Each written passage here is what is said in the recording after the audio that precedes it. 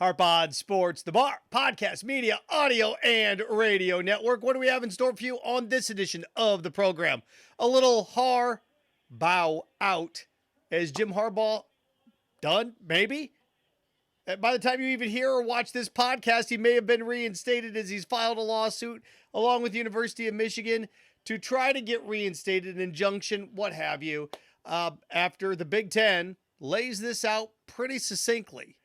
That regardless if he knew, if he didn't know, Michigan gained a competitive advantage. He is judge, jury, executioner for Michigan football. The buck stops there, right?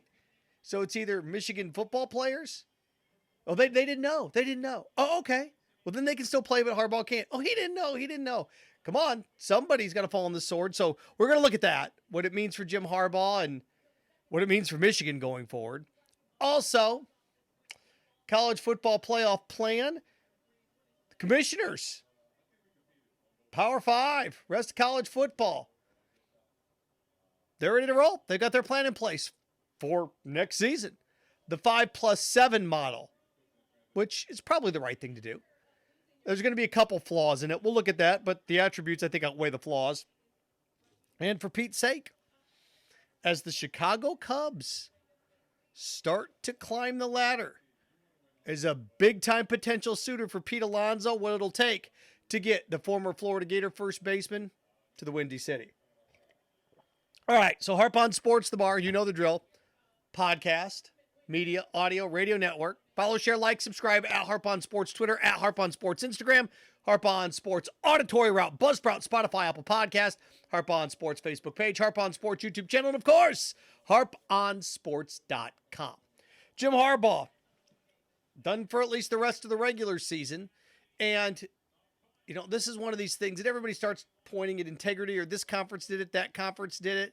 I'm going to give you a couple real life scenarios where this could play out. Tell me how this would work. So whether it's Desmond Howard, whether it's Charles Woodson, any Michigan man, quote unquote, that gets lined up with this, they all say the same thing. Everybody's doing it. Okay. I want you to think of that the next time you get pulled over going 82 and a 55. The officer goes, do you know how fast you were going? Everyone was doing it. Doesn't work, does it? Everyone's doing it. Come on.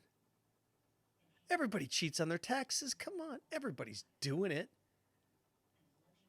So Michigan's defense is the after-school special that we used to have to watch in the 6th and 7th grade about boys trying to coerce girls into the sack. Everybody's doing it. Everybody's doing it. See how ridiculous that sounds? When your defense is, you notice this, the defense is not we didn't do it, it's everyone's doing it. Well, then you're the geniuses that got caught. Everybody else, when they saw the squad car in the median, decided to pump the brakes. You floored it.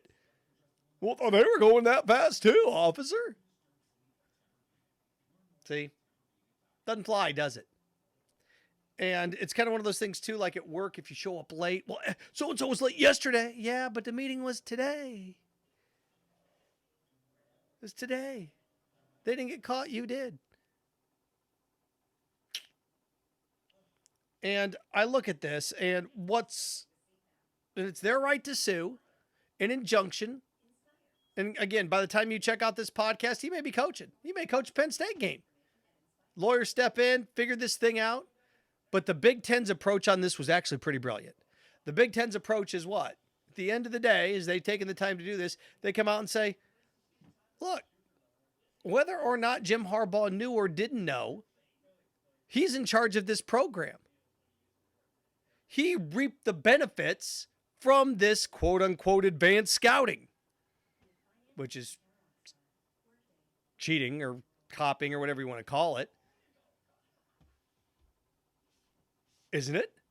Michigan gained an advantage, so now they have to operate at a disadvantage. Jim Harbaugh goes away. Because if you play the game, well, the players didn't know, it's not their fault. Okay, the players can still play. Well, Jim didn't know. Oh, come on, gang. Come on. We're going to actually play this game that Jim didn't know, that with the film that was used or the recordings that was used, how they gained knowledge of all these signals.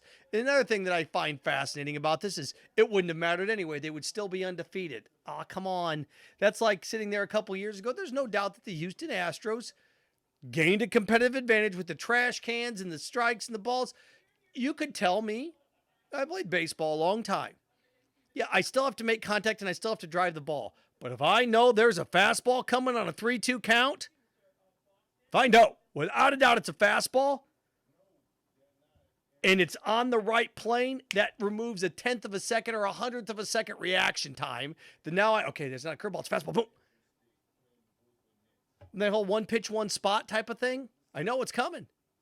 Well, if I'm seeing something, yeah, do I still have to stop the receiver? You bet. But if I know it's a screenplay, I don't have to have my defensive lineman. I can just have him stand still.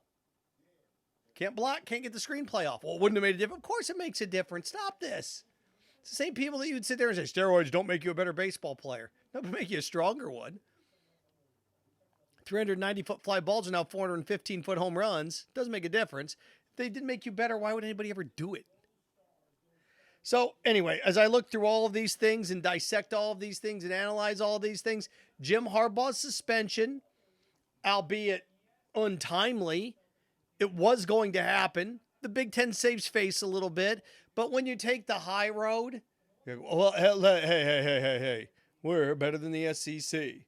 Look, it's the SEC's prerogative. This is why, and I'm going to get to this in a second, regardless of how this plays itself out at the end of the day, somebody at Michigan knows something, and college football coaches have complete control over their programs up until they get in trouble. Then it's somebody else's fault. Oh, by the way, this is why college football needs a commissioner.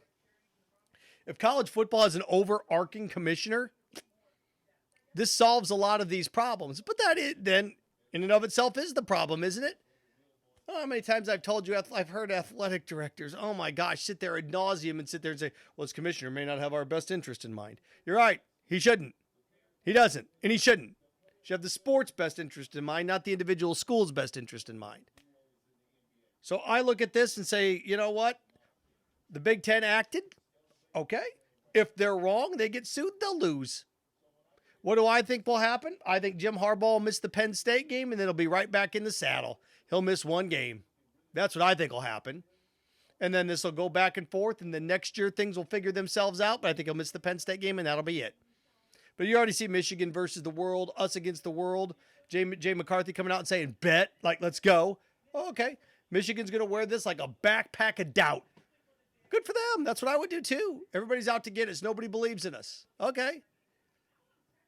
And therein lies the issue, right? The Astros came back and won a World Series after the trash can scandal. So what happens now? What if Michigan, now you have all this advanced scouting, now it's gone. Everybody knows that they probably spied, but they didn't spy, and you change your signals up, and if they still beat you, it's like a game of horse. Prove it. And that's what Michigan right now is doing. They're proving it, or trying to prove it. We'll see what they do. We'll see what they do, but like the integrity of the sport. Well, come on, they took away national championships. They've taken away wins. The Fab Five had their banners taken away.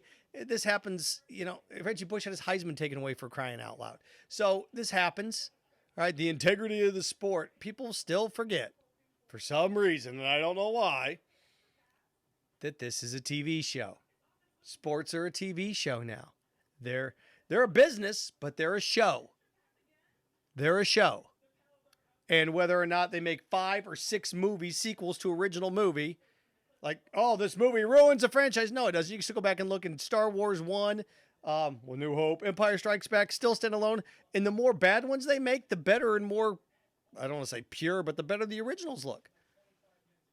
So as I look at this, if Har-Baugh did it, they'll pay the price. If he didn't do it, it's hard to tell me he didn't do it, though. But one way or another, the Big Ten kind of nails it with their thought process here that, hey, look, Michigan gained an advantage. Harbaugh didn't know. Okay, well, then the players knew. Where do the players think all these scouts came from? Where do they think they get all these things? See, this is where you're caught. Well, how'd the players know all these signals? The players are the ones signaling plays. Somebody's stealing these signals from the other team, setting up the defenses. Nobody knew. So, look, in the Big Ten came out and did this correctly. Well, the players are innocent in this. Players are innocent. The players still get to play. Because anytime sanctions come down, so it's not fair to punish the current players. Okay, by removing their coach, you are punishing them. Then under that logic, you can do whatever you want. No problems.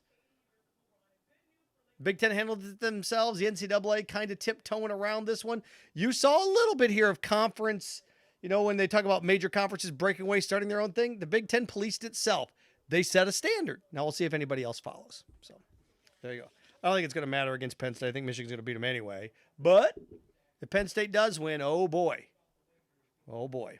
From that to this. A little college football playoff plan. And I'm going to use this year, Michigan is an example, but some other ones in here as well, other teams, that it looks like the 5+7 model is the one the conference commissioners are going to agree with here and push forward. The 5 highest ranked conference champions, and then the next 7 highest ranked teams. So, look, there's still a lot of football to be played, so trying to go through, and this team could play this team could play that team. Right now, it wouldn't necessarily work because we don't know who's going to win between Ohio State and Michigan. We don't know Alabama and Georgia, what's going to be the highest ranked team when that's all said and done. I'll give you some scenarios in where Alabama and other teams winning their division hurt them when it comes to making the college football playoff. But the 5+7 model, I think it works. It was going to be the 6+6 model, but once the Pac-12 became dissolved, then that was it. The group of 5 mid-majors are going to get one bid. Who would that be right now? Is it Tulane or Air Force? I think it's Tulane right now. Tulane, Air Force, or Toledo would be that team this year. Get highest ranked.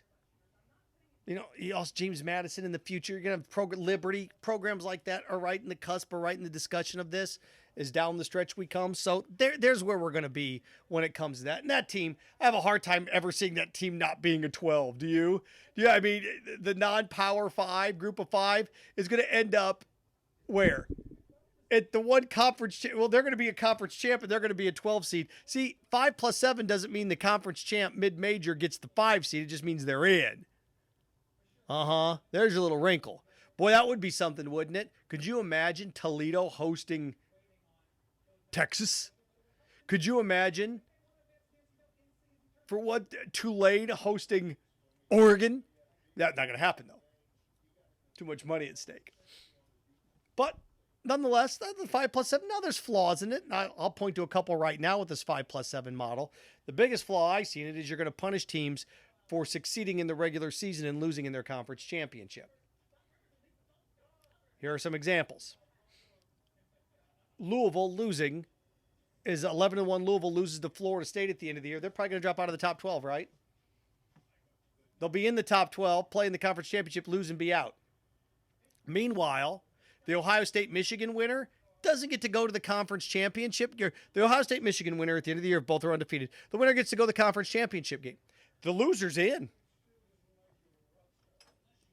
Loser's in. Because here's where it gets tricky. Let's say the Ohio State-Michigan winner goes to the conference championship game. Let's say they turn around and they lose to Iowa. Well, Iowa's going because they're a ranked conference champion. Does that mean the one loss Ohio State's out? Okay, fine. Michigan loss goes, okay, they're fine. All right. Well, how about this case scenario for you?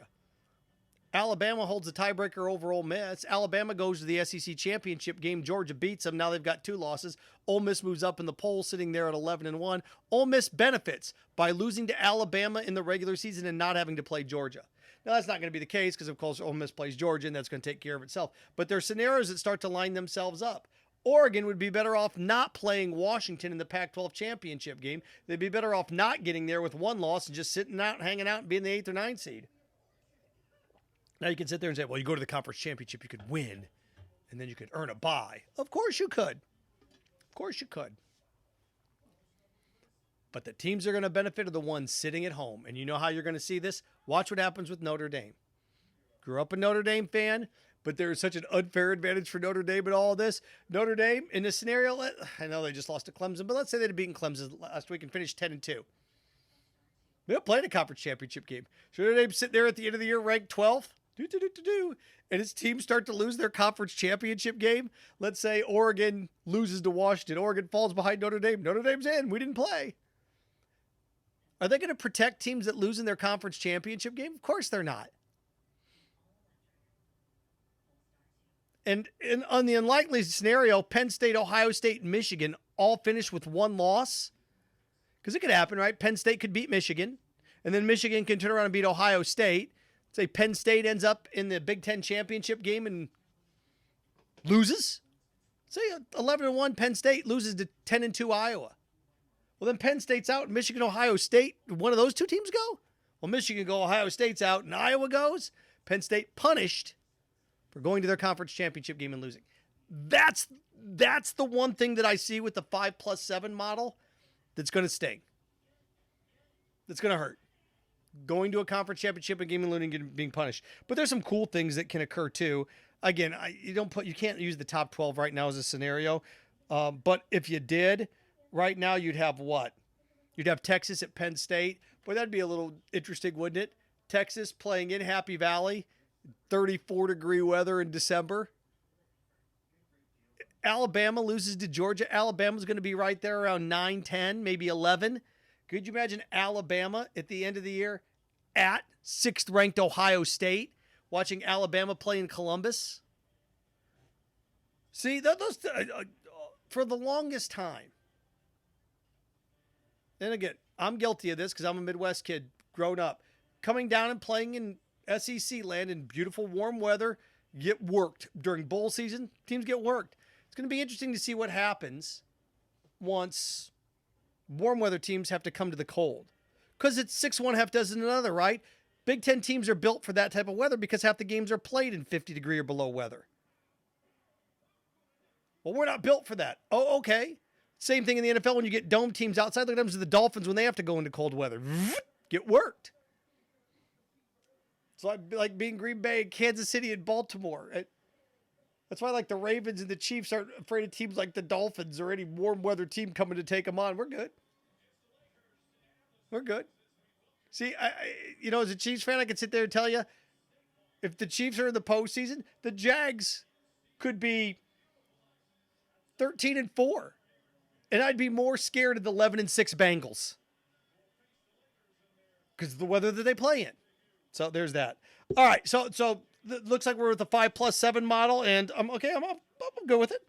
It's a good start. It'll get tweaked. Along the way, but it's a good start.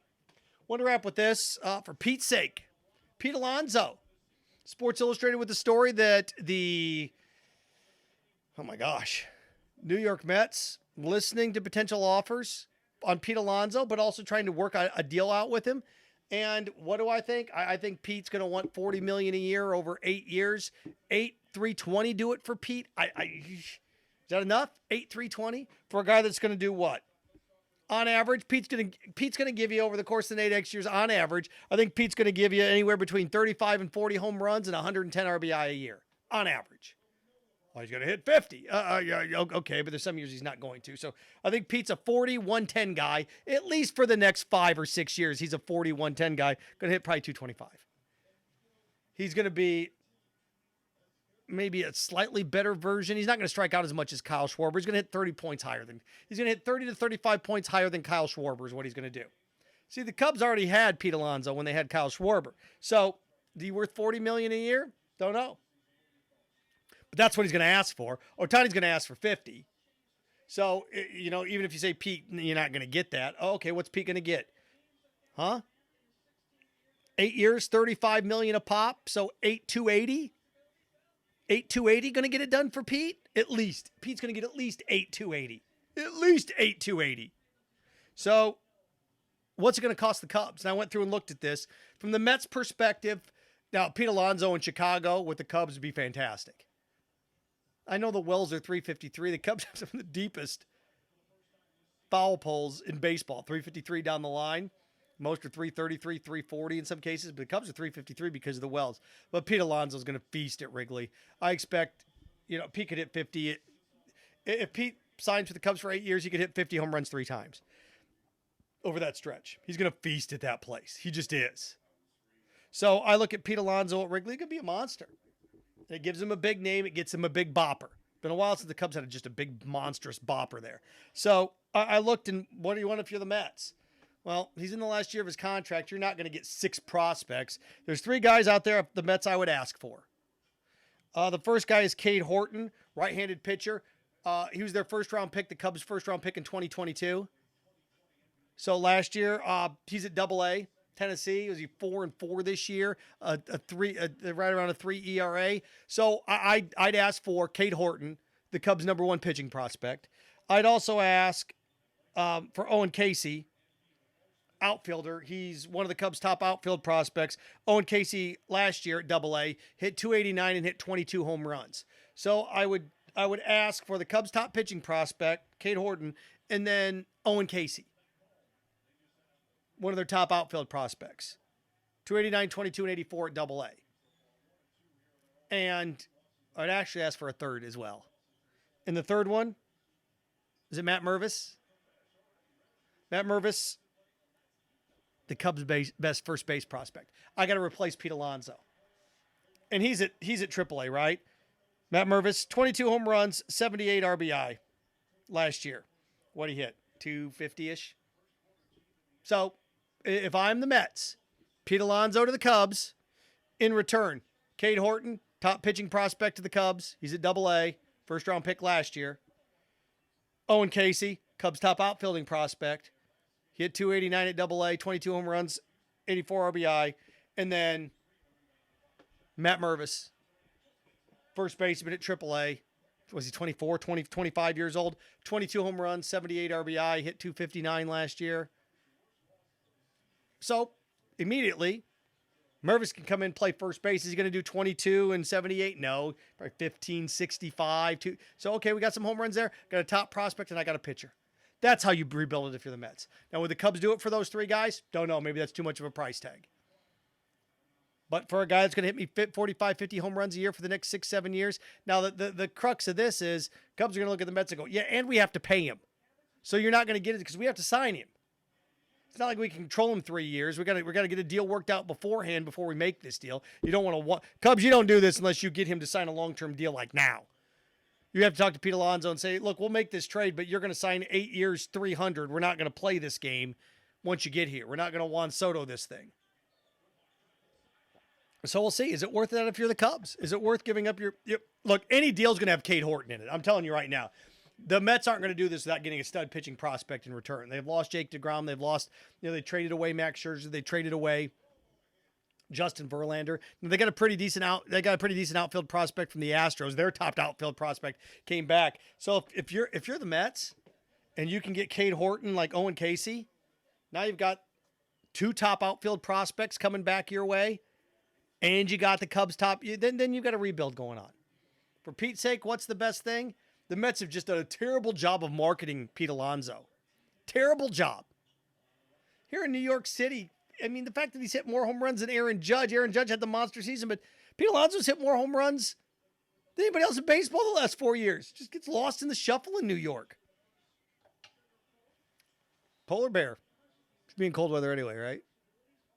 But, I'm allowed 1. Come on, I'm allowed 1 per podcast. So there you go. For Pete's sake, Chicago, I think it's a good fit. Har-Baugh Sports, the Bar, podcast, media, audio, radio network. Follow, share, like, subscribe. Har-Baugh Sports, at Har-Baugh Sports Twitter, at Har-Baugh Sports Instagram. Check it out. Har-Baugh Sports auditory route. You can check us out on Buzzsprout, Spotify, and Apple Podcasts under Har-Baugh Sports, the Bar. Har-Baugh Sports, the Facebook page, of course. Har-Baugh Sports, the YouTube channel, the Bar. And, of course, HarBaughSports.com. And remember, stay clean, stay focused, stay strong. Frankenstein. Have fun with your friends.